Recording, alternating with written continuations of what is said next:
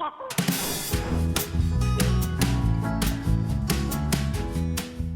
is the first episode in a series documenting our kitchen remodel.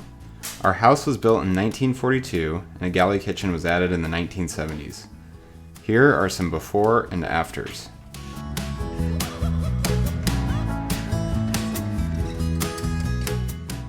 We're not professionals, but enjoy figuring out how to solve problems on our own and of course save some money in the process. So this is the kitchen. It's a galley style kitchen with a breakfast nook attached to it. So these are the cabinets that came with the house.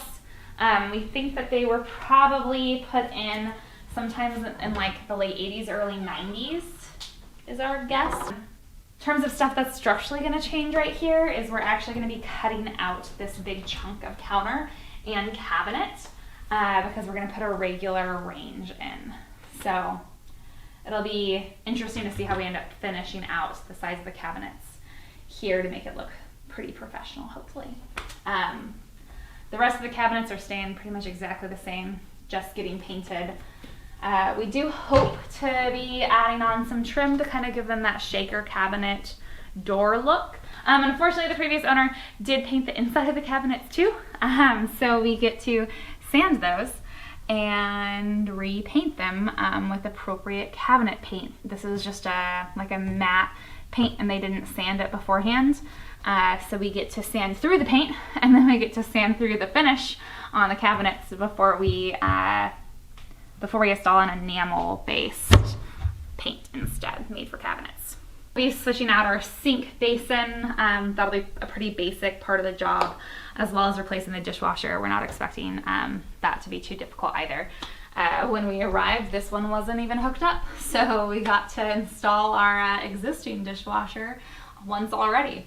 Papaya's coming to be a movie star.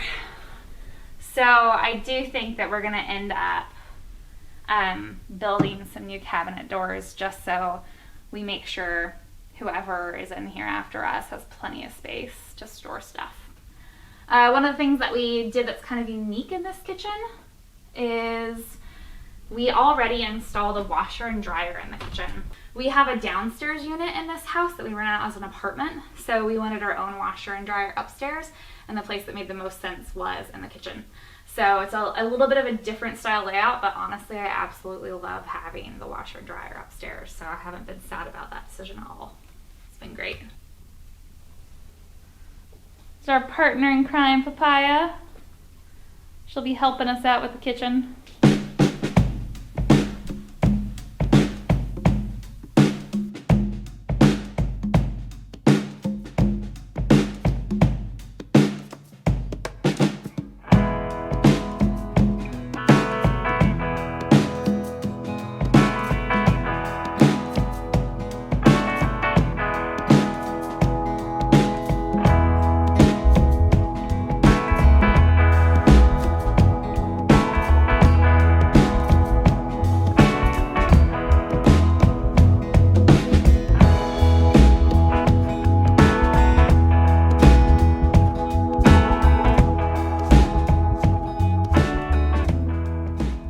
We're starting to take down the cabinet doors now, and we're just going to label them top. T is for top, left, right. You might number all the bottom ones, B1, B2, B3, that sort of thing. And that's just so we know where everything goes when we get done with this thing. Because otherwise we'd have a huge mess of cabinet doors everywhere and not know how to put them back together. So now you can really see what the previous owner did here with the paint. They just painted everything with the hinges, the magnets, everything on there with just kind of a satin flat latex paint. And you can see it's just peeling off everywhere.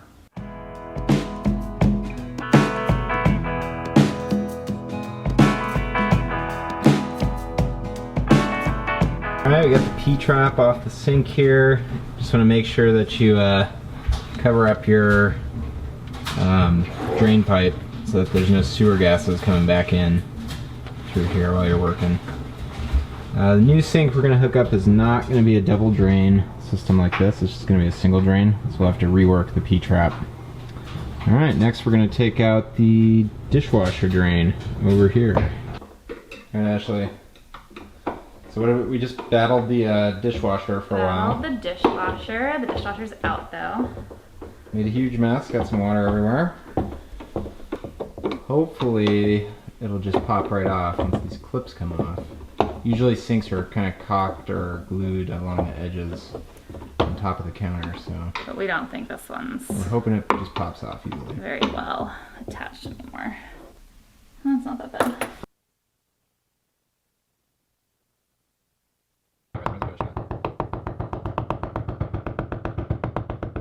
Oh, so close. It's really hard to get old sinks off of counters. Taking out the range hood here, vent hood. So the first thing you want to do when you're taking out a vent hood is make sure the electrical's off, just like the dishwasher or any other appliance. And then you got to find out, this one had a panel that exposed the 4 screws. Usually there's 4 screws that hold these things in. And you just unscrew them and then it should just slide off of those 4 screws. These old range hoods get really nasty. My hands are just covered in probably 25 years of cooking grease. It's disgusting.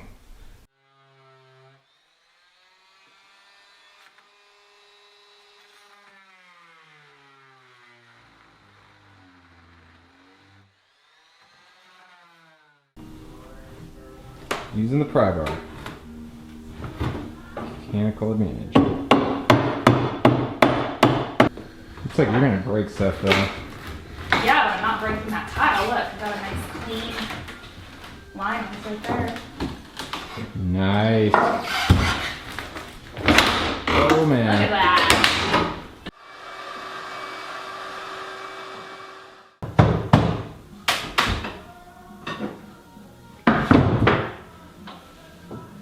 Saw that.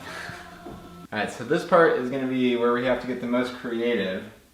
We need to make this 36-inch space become a 30-inch space for the new oven and range. So, what I'm going to end up doing is measured it out on each side to split the difference. And we'll still have it centered underneath the hood. And I'm just going to use some face plates or cover plates here after I get all this cut out and build up some paneling right here on the sides. And then I'm also going to have to, like I mentioned before, get this electrical rerouted to a better spot. And everything is covered in grease over here. It's pretty disgusting.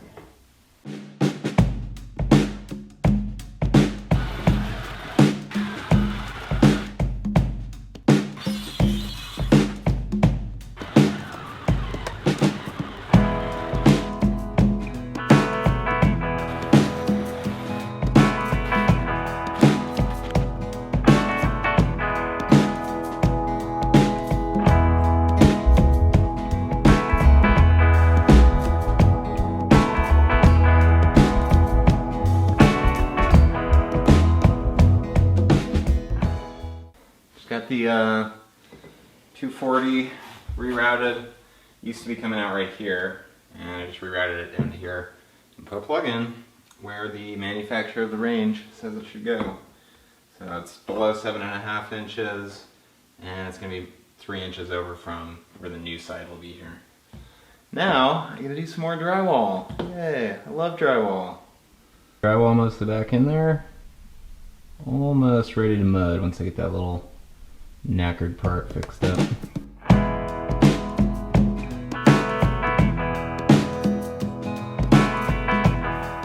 So we're trying this out this time where we're going to make some episodes along the way and kind of show you guys the journey as we transform this kitchen into what we want it to be. So this is episode 1, and we hope you tune in next week for the next episode.